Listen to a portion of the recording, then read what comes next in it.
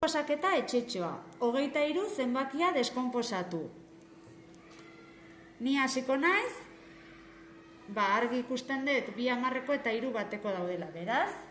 Jarriko ditut 2 hamarreko eta 3 bateko.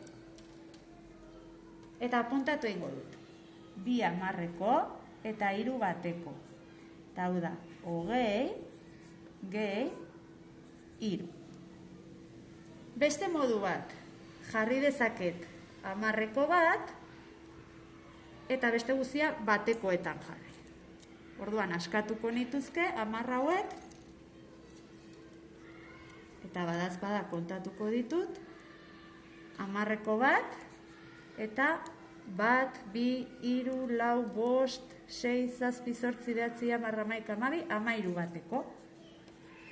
Hamarreko bada, 10 gehi 13.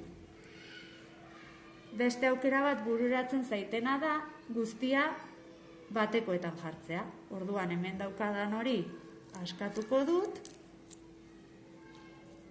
eta orain izango ditut txotxak askatuak, 10 txotxa, eta hemen zeudenakin elkartuta guztira kontatu egingo dut ziurtatzeko 23 txotxa.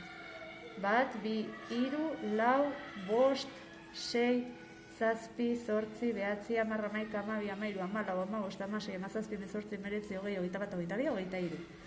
23 bateko, hau da, 0 hamarreko gehi 23 bateko.